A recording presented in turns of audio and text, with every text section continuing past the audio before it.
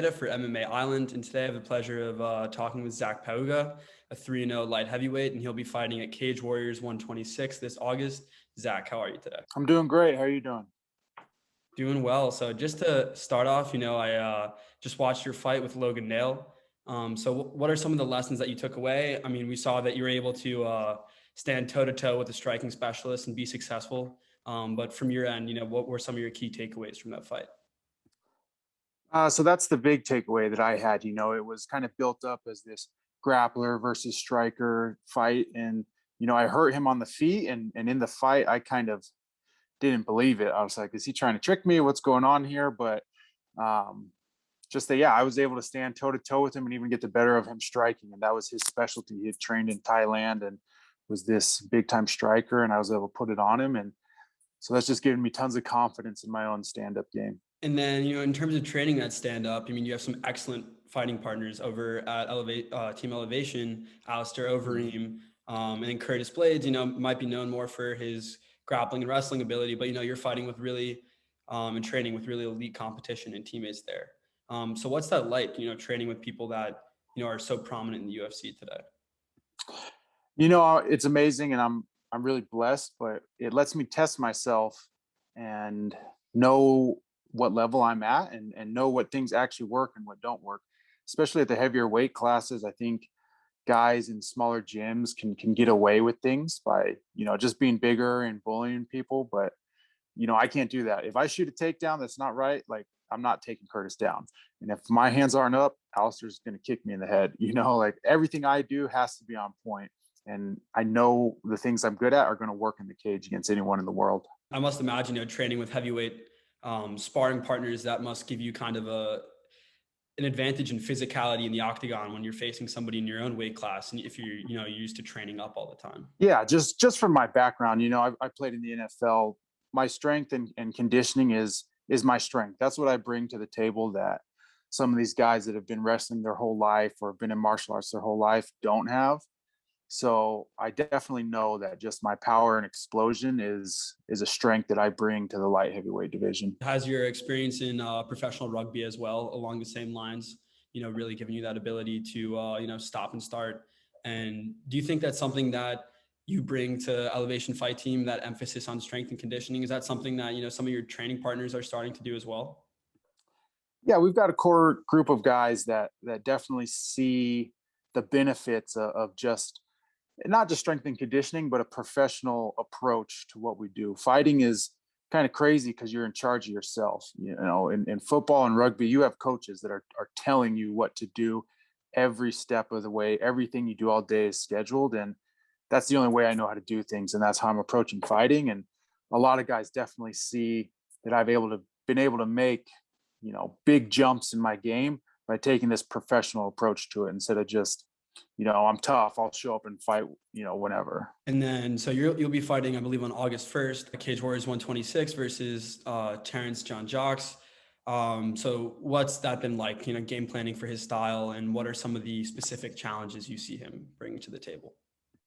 So it's the first time I fought someone that's going to want to grapple me. Usually my game is to get my opponent to the ground, and this is the first guy that's going to want to bring the grappling to me.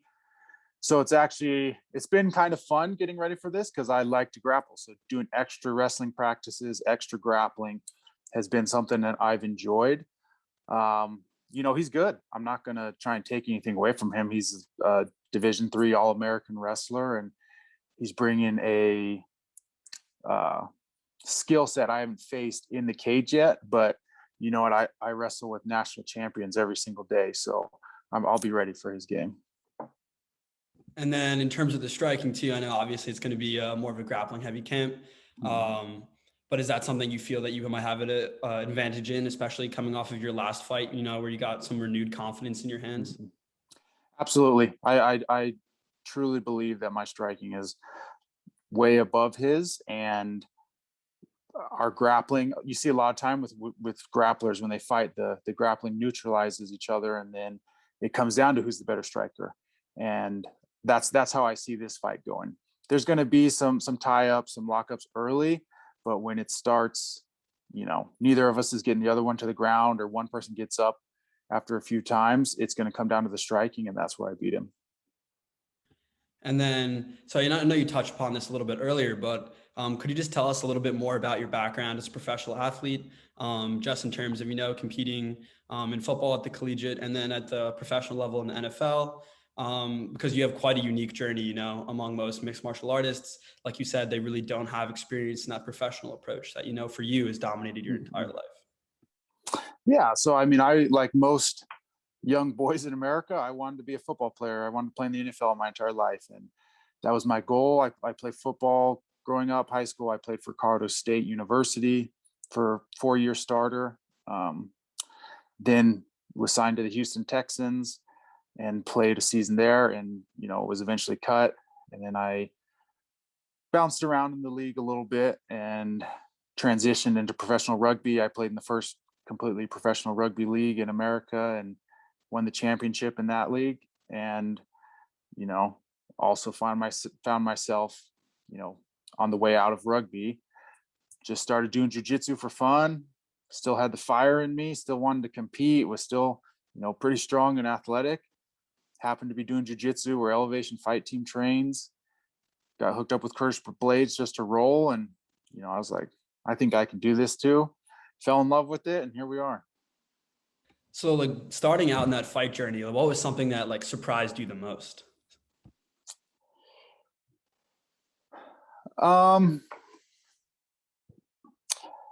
The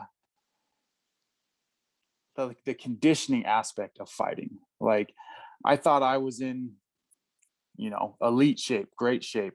I was a, elite athlete.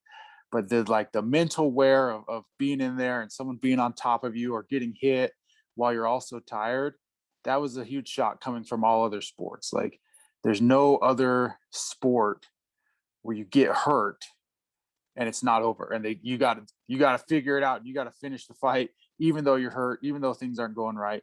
There's no timeouts. There's no, I'm going to go sit on the bench for a play. Like, it's all right there in the moment. Yeah, I mean, I think that specific element is actually something I was talking to Phil DeRue about the other day, who's Dustin Poirier's strength and conditioning coach.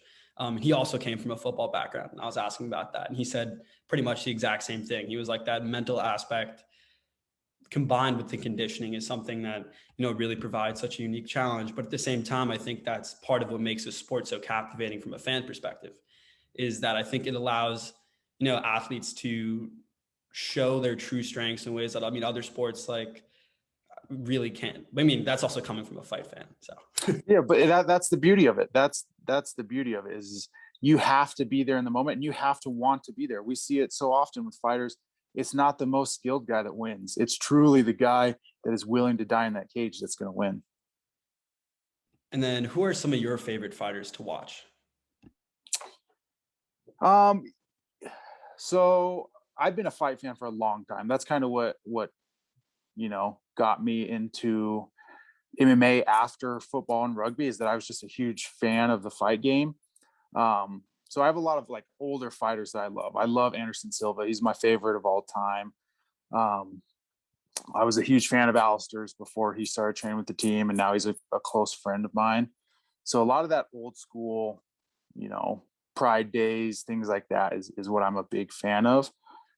Right now, I love watching the lighter weight classes have such fun guys right now. Corey Sandhagen from our team, Peter Yan. There's so much cool stuff happening in the lighter weight classes right now, and it's just fun as a fan to watch those guys. It must have been amazing, having watched Alistair, training, having him in your corner. Do you remember like the moment you kind of met him and started making that transition from like fan to friend and teammate? Yeah. So he just shows up to the team one day and they're like, "Hey, Alistair's here. Like, we're just going to spar him." And I'm that guy in the gym that people probably don't like. Like, I like to spar hard. I like to go hard, and it just is how I is. And they put me in with him, and I don't know if everyone knows, but Alistair also likes to spar hard, and we just went at it, and that's just how it was. And like, he was, one of my idols fighting, but once we're in the cage, it doesn't matter. So I just went at him hard, And I think he respected that and liked it, and like got my number afterwards and was like, hey man, like let's train. I have all this knowledge I'm willing to give. And it was amazing actually. Yeah, I mean, in Alistair especially, I think he's a perfect example of somebody who's adapted his game over the years. He's somebody with such a wealth of experience. Obviously his kickboxing and striking acumen is off the charts, but at the same time, I think we've seen like his clinch work and his grappling has gotten so much better throughout his career. He's somebody who really is an example of that lifelong pursuit of martial arts excellence. Yeah, he has so much experience. Like, so before my first fight, he was helping me out, helping me prepare, and we literally just repped the glove touch 100 times, the opening glove touch of your first fight. And like, it's an amazing story to tell now, but the dude that I had my first fight tried to do the fake glove touch and then punched me, and I leaned back and knocked him out, 7-second knockout. But it was because Alistair was like, dude, you don't know what's going to happen. You need to drill anything that could happen in this first 7 seconds of this fight. And then just in terms of, being there in the cage, what's it like mentally when that cage door closes? You've obviously have the unique perspective of having competed in other sports. How do those feelings compare, that game time versus when the cage door closes and it's not a team, it's just you in there?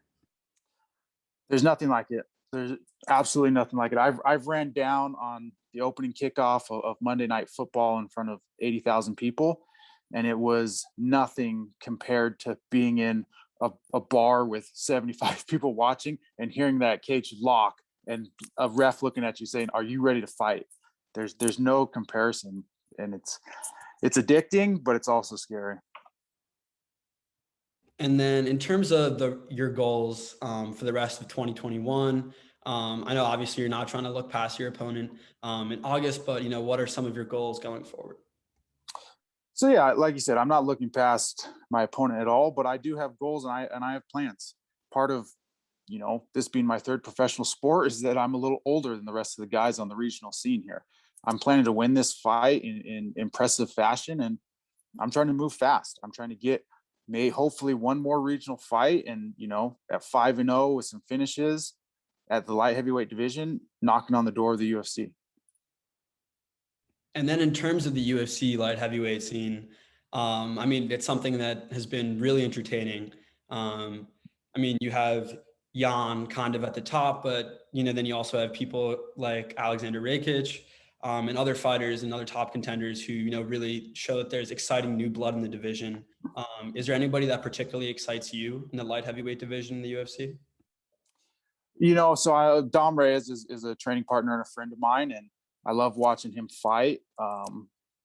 Blachowicz story is awesome, and he's been another guy that's kind of turned his game around. He was kind of a journeyman and then just started knocking people dead and is now the champion of the world. So both those guys, I'm going to butcher his name, the guy that just beat Dom, Yuri, or I think his name. Oh yeah, Yuri Prochazka, I think. Yeah, he's a guy that has a very unique style, and I like seeing guys that kind of do things different, aren't just the boxing, wrestling, BJJ. And I think he's also undefeated, and he's going to be really interesting to watch as well. How do you see yourself kind of stacking up with that competition, even just on a physical level? Just because you got a lot of huge guys in the light heavyweight division in the UFC. Is that something that you think, provides kind of unseen advantages, something that, that's a portion of your game working against bigger men that you're used to? How do you see it? Yeah. So I think physically, athletically, I'm the strongest, most explosive guy. If I was in the UFC right now, I'd be the strongest, most explosive light heavyweight in there. That's obviously not the only thing that wins fights. I think I have the skill level as well. Like I said, I train with Dom. I know how I match up against him, and in my opinion, he beat John Jones. So I'm very confident about how things are going to go when I enter the UFC. And I mean, you have the team around you to make sure that, it goes exactly the way it's planned. And then just in terms of Elevation Fight Team, I know you spoke a little bit about, the intensity of the sparring and everything, but could you tell us a little bit more maybe about the out of the practice room, what the dynamic is like? Are guys hanging out like outside of practice and stuff? And what's that like from a camaraderie aspect? So yeah, there's, especially when COVID happened, we had to break into small groups, and it was done by weight class. Basically, you had to, stay with the guys that you were sparring with, and the camaraderie is great. I just watched the McGregor fight at Curtis's house 2 days ago. He's one of my best friends. We hang out. Alistair's out of town right now, but as soon as we got the matchup, I was calling him, asking him for his advice, what he likes to do against wrestlers. I'm hoping to go out there into Holland and visit him in a few months here. But I mean, we are a team. It's in fighting. It's weird to think of it as a team sport, but we all have each other's back. We help each other with everything, and it's a really tight knit group. Yeah, I mean, I think that's something that a lot of fans might not have as much of an awareness of. I think that a lot of the gyms that have such a focus on that team experience, I mean, I think of American Top Team and American Kickboxing Academy as well, that have such successful groups of champions, and that practice room has an intensity that you can't quite match at other places. And then your team elevation, especially now, is being put on the map. So I'm excited to see the future of what you guys do. Yeah, and it's huge. Like I said, I found out I'm fighting a wrestler. I was able to call on 4 guys that are, national champion wrestlers to wrestle with every day. And that's the strength of a team in this sport. And you mentioned you were watching the McGregor fight at Curtis's house. I'd just like to know kind of your reactions to the whole card and to the main event in particular. Yeah, it was a great card, exciting fights, almost all finishes. It was a great card overall. I'm a McGregor fan. I'll be honest. I like what he did to the game when he showed up, and I think he's a skilled dude. It was, crazy end. I wouldn't call it a freak accident. I think he was winging those kicks a little hard in the first round without really setting them up. And I don't know if it was a knee from Dustin or an elbow on one of the teeps, but he did do damage to that leg, and it just sucks that that's how it had to happen, because now there's no closure. There's no closure with this trilogy. Now we're going to have a 4th fight. Yeah, I mean, I think that's probably the most devastating part about it, where you have, and it's kind of a similar injury to Anderson Silva, to Chris Weidman, where you're unfortunately going to have that long recovery period. He just went through, I think, a 3.5-hour surgery this morning. But yeah, I mean, that's something that, I think the leg kick, and especially the low calf kick, has become so prominent in the sport. But at the same time, it is something that, has its own, if it gets checked hard, like that is not only painful, but potentially a fight ender. So I posted this on my Instagram right after the fight. Like, this is the evolution of the calf kick. Everyone thought it was this unblockable move, so we're just going to wing calf kicks as hard as we can from the start of the fight. And now people are actually starting to check them, and we're seeing what happens. It's blowing people's legs up. Like, even though it's a cool move, you still have to set up your calf kicks. Yeah, I mean, and I think, you're in the perfect spot. You're surrounded by a bunch of really good strikers and the Dutch kickboxing experience of Alistair Overeem. And those are people that, going to be able to drill those reactions perfectly. And I think that, that's part of the beauty of the game, that it's constantly changing. And, as a fight fan, in the McGregor-Poirier fight, I felt like that was such a central part of the narrative. How has the game changed, since their initial contest in 2014, when, Connor's coming out there with this karate-based movement that people aren't used to. But then all of a sudden you bring it up to 2021, and, Dustin Poirier has a wealth of experience. He's evolved so much. And I think that that's something that's so exciting to see, especially from a fan perspective, to see how, the game changes and how certain fighters change their places within the game as the game itself. Absolutely. And that's been kind of the story of this year with, I can't think of all their name, the lightweight champion, Jan Blachowicz, and then the guy that just beat the 145-pound champion that just won as well. They're all guys that have been in this game and have evolved and have gotten better and are now looking unbeatable after having a rough road at the beginning of their careers. And it's amazing. Yeah. So I don't want to take up too much of your time. Yeah. Thank you so much for joining me. And we look forward to your fight at Cage Warriors 126. Awesome. Thank you.